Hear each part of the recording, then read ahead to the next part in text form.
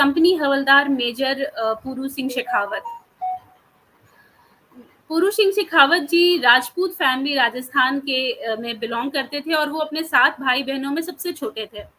In fact जब वो छोटे थे तो उनको स्कूल जाना बिल्कुल भी पसंद नहीं आता था, वो पढ़ाई करने से हमेशा कतराते थे। इवेंचुअली उन्होंने स्कूल छोड़ दिया था। बाद में जब उन्होंने देखा कि उनके गाँव में जो लोग रहते हैं, जो मिलिट्री वाले लोग रहते हैं, उनकी बहुत रिस्पेक्ट होती है, तो उन्होंने आर्मी के लिए ट्राई किया। तो 1-2 बार तो उनको रिजेक्ट भी कर दिया गया, बट इवेंचुअली वो ही गॉट सेलेक्टेड। सेलेक्ट होने के बाद उनको अब समझ में आने लगा कि पढ़ाई एक बहुत ही इम्पोर्टेंट चीज़ होती है। तब उन्होंने पढ़ाई पर फोकस करना शुरू किया और इवेंचुअली जो Indian army class certificate of education होता है, वो क्लियर कर लिया। वो राजपूताना राइफल्स के मेंबर थे। 1948 में 1948 में पाकिस्तान जो है, उन्होंने एक तितवाल सेक्टर में एक बहुत ही, मुझे पता है ये थोड़ा टेक्निकल हो रहा है बिकॉज अलग अलग जगहों पर क्या क्या हुआ वो बताना पड़ रहा है, but these are all stories of very much of, जिसको कहा जाएगा stories of our courage valour, या ये ऐसी हीरोइक कहानियां हैं जिस पर एक एक कहानी पर अगर हम जाएं तो वो मतलब रोंगटे खड़े हो जाएंगे। तो राजपूताना राइफल्स को तिथवाल वाले एरिया में उरी से मूव किया गया, क्योंकि तिथवाल एक बहुत ही एक ऐसा पोजीशन था जहां पर पाकिस्तानी रेडर्स लगातार अटैक कर रहे थे।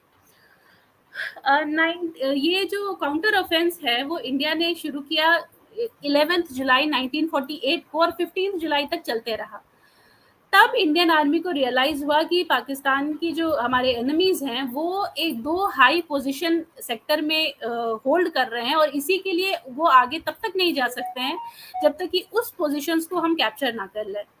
राजपूताना राइफल्स, जिसमें कि शेखावत जी जिसके मेंबर थे, उनको असाइन किया गया ये 2 पोजीशंस को कैप्चर करने के लिए। वो डी कंपनी को लीड कर रहे थे और उसमें से एक पोजीशन उनको अभी डिटेल करना था।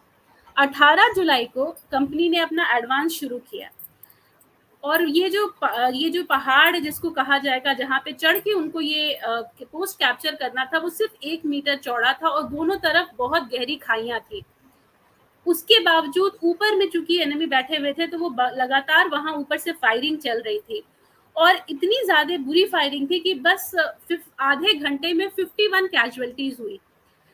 लेकिन इसके बाद पीरू सिंह जी को रियलाइज हुआ कि इस तरह से हम आगे नहीं कर सकेंगे, तो उन्होंने आगे चल के मशीन गन पोजीशन जहां से ये मेजर फॉर्म, जहां से कि ये अटैक्स हो रहे थे या जहां से ये गोलियां चल रही थी, उसको अटैक करने का डिसीजन लिया, and he went forward towards that. और उसके बाद उन्होंने दोनों तरफ से अटैक होने के बावजूद वो आगे नहीं गए, और वहां जाकर के जो बेयोनेट होता है, जो कि एक जैसे बेयोनेट एक्चुअली एक मिलिट्री की एक खंजर टाइप की चीज होती है, उससे मार के मशीन गन चलाने वाले जितने भी एनिमी क्रू थे, सबको बेयर हैंडेडली मार डाला, और उसके बाद उन्होंने उस तरह से वो पोस्ट को कैप्चर किया। अब तक लेकिन अनफॉर्चुनेटली अब तक उनके सारे टीम मेंबर्स या तो खत्म हो चुके थे या तो वुंडेड थे सिवियरली। फिर भी उन्होंने सिंगल हैंडेडली कैप्चर किया। उन्होंने ऊपर चल के जो हिल था, उसको जो पोस्ट था उन्होंने असाइन था, वो आगे चल के उन्होंने सिंगल हैंडेडली एक तरह से कॉम्बैट किया, जहां पे उन्होंने अलग अलग ग्रेनेड्स मारे एनिमी पोस्ट पर, एक तरफ से दूसरे तरफ पे, और 2 एनिमी सोल्जर्स को फिर वहां जाके भी बेयोनेट की तरफ से मारा। While coming out of it, उनको अनफॉर्चुनेटली एक बुलेट उनके सर पे लग गई, और उसके बावजूद वो गिरने से पहले उन्होंने वापस से एक ग्रेनेड मारा, और उसकी वजह से भी काफी सारे दुश्मन काफी ज्यादा हिट हुआ, और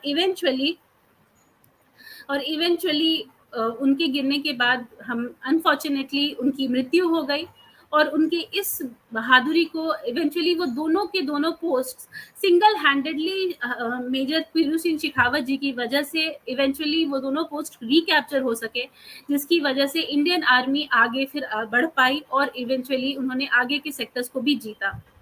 इस बहादुरी के लिए, इस करेज के लिए, उनको ब्रेवरी के लिए उनको 1947-1948 में परमवीर चक्र अवार्ड किया गया।